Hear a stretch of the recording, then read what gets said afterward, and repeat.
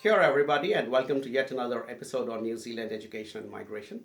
My name is Arun Jacob, and I'm your friendly and frank licensed New Zealand immigration advisor. I love to give advice and assistance to people who want to make New Zealand their short term or long term home. And we absolutely love working with young people like yourself who are either international students or skilled migrants who want to come here to New Zealand. Today's episode is about how international students need to prepare themselves before they come here into New Zealand. And the t-shirt I'm wearing is not by accident. It is symbolic of the fact that you're also taking a leap of faith, just like how you do when you take a bungee jump. And so that's the reason I'm wearing this t-shirt and presenting this particular episode. Well, coming to the preparation, what you need to do if you're coming as an international student is ideally the company you're working with, that is the company that has helped you with your admission and visa, should also be able to help you to settle down into New Zealand in the first 2 weeks.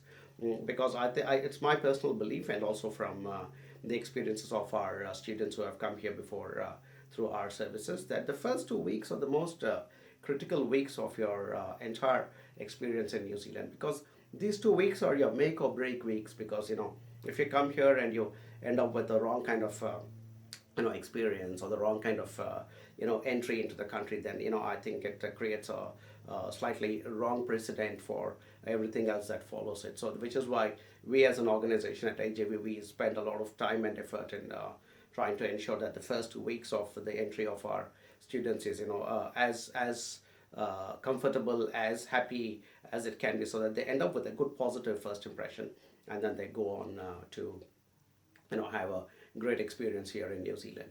So what are the things you need to be prepared about? I think the few things you need to be prepared about if you're already applied for your visa, or your visa is about to be it has already been approved. You need to be looking at accommodation. You need to be looking at transporting yourself from the airport to your accommodation. You need to be looking at getting around the city, and understanding where you find things.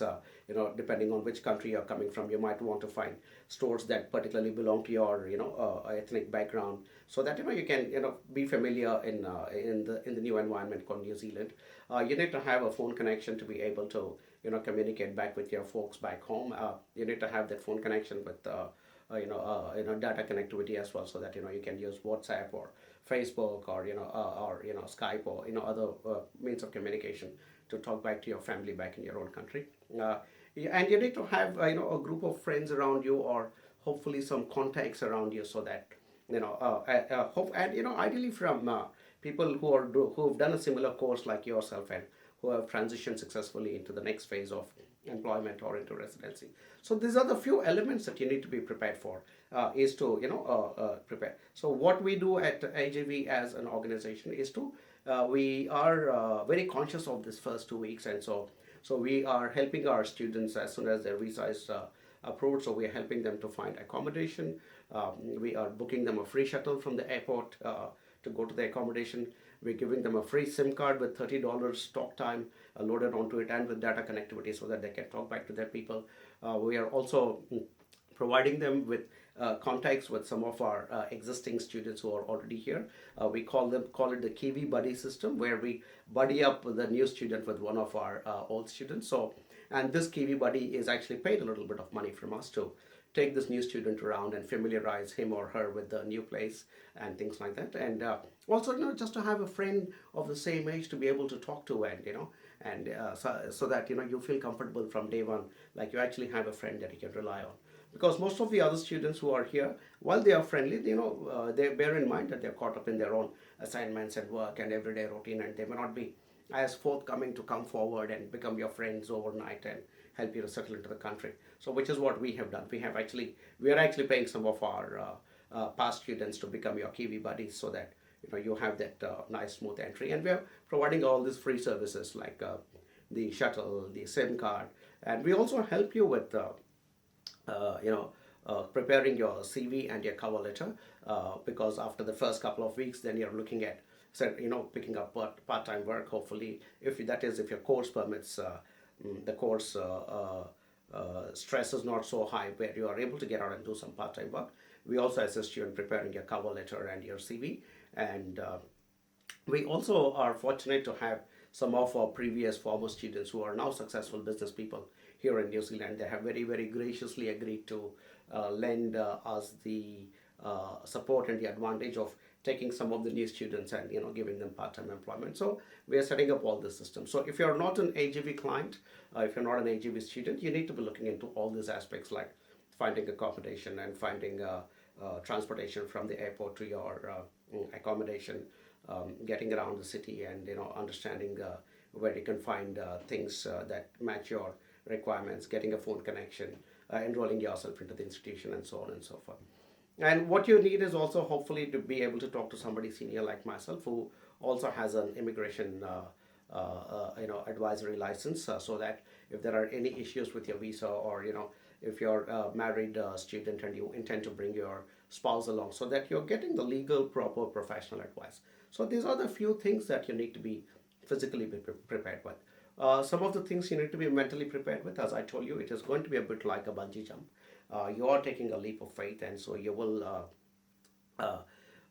possibilities of feeling homesick, or possibilities of what is this decision I have taken, or possibilities of questioning your whole judgment might come into the picture. So you need to toughen yourself up mentally. And so when you come in here, I would strongly recommend that you come here with a good positive attitude mentally. And I also lay a lot of emphasis with my own students and tell them to get out there in the evenings and not just plonk yourself in front of a television or just go sit quietly somewhere. But I encourage them to get out there and utilize this beautiful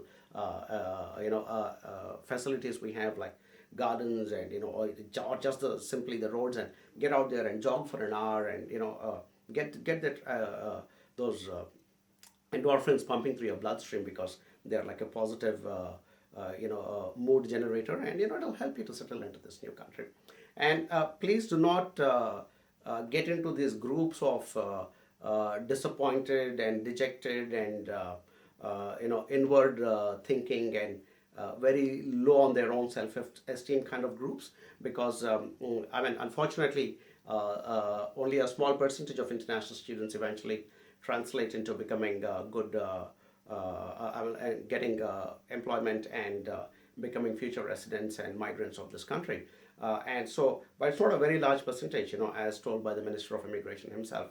So there will be a big chunk of international students who are struggling to find jobs, and they are kind of not in a very positive frame of mind. And if you end up getting into a group like that, then just by the sheer dynamics of a group like that, you will also get pulled down, and you'll begin to think very negatively, and you will fall into that trap. Which is another thing that we guys do, is we are always there talking to our students and always connecting them to our previous students and our current students who have a positive outlook and are having a great time, and we all get together and we have parties, and we catch up for coffees, and we do all those kinds of things. And there is always a senior person like myself to talk to, whether you're feeling homesick, or whether it's an immigration matter, you're having some problem with your college, or any other matter that it could be a legal issue that crops up and you suddenly want some good advice. We are always there to work with you. So what I would recommend is prepare yourself physically and mentally. If you're an AJV student, all these things are sorted for you, and congratulations if you're an AJV client. If you're not an AJV client, congratulations that you got yourself into a position where you can enter into New Zealand. But sail under your own steam, or look at things very, very positively, and ensure that you come into this country with a positive frame of mind, with everything planned and sorted properly, and so that you end up with a good positive education experience, a great Kiwi experience, as well as hopefully if you're really good with your with everything that you learn in school, and you come out with a good attitude, skill, and knowledge, I'm sure you would also translate into positive employment, and become a future resident and migrant of this lovely country. We also need young and skilled migrants. So if some of them can come out of the pool of international students who come here into this country, that is the best outcome for New Zealand as well. So preparation coming into New Zealand is going to be both physical as well as mental.